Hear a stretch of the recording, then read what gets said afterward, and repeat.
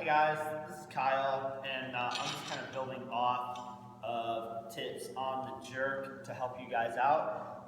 Last week I talked about the shelf and getting that shelf and that setup to be the same for shoulder press, push press, and your split jerk or push jerk. Just keeping all this the same for all three, that way it translates better for you.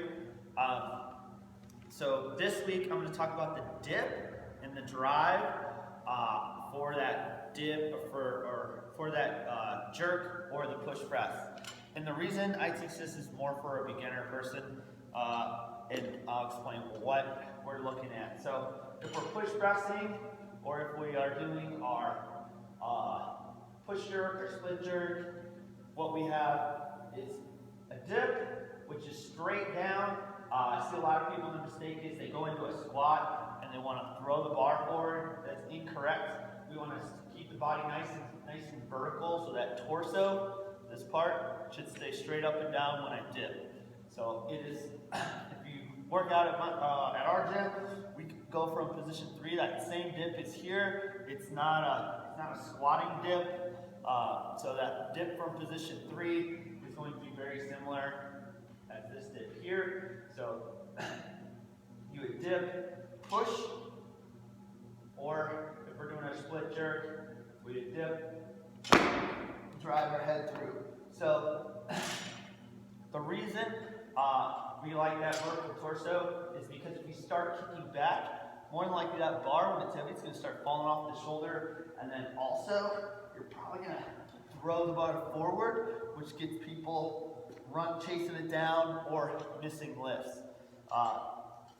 The other thing that I like to see is the heels stay on the ground in that push press. So if we're push pressing, we dip, push.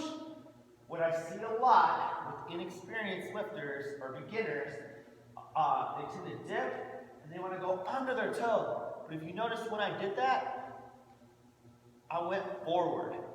I don't like teaching people that are new to lifting or even have a little bit in to go to that toe, because they always tend to go forward.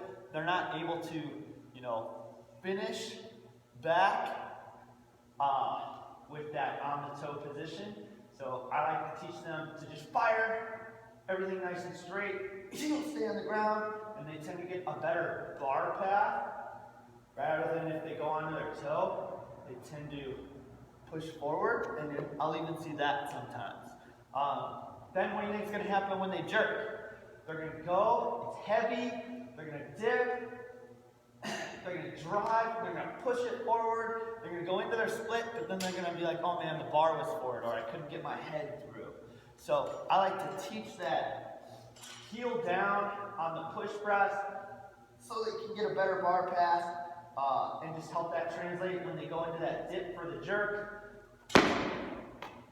They're able to have a straighter bar path.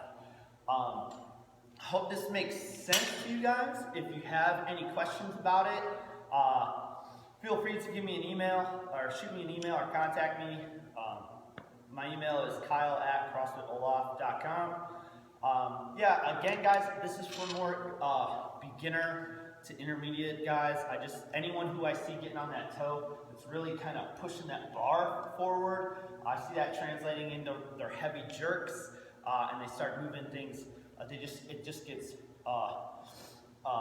more pronounced in that bar going forward as it gets heavier. So I hope this helps you guys out.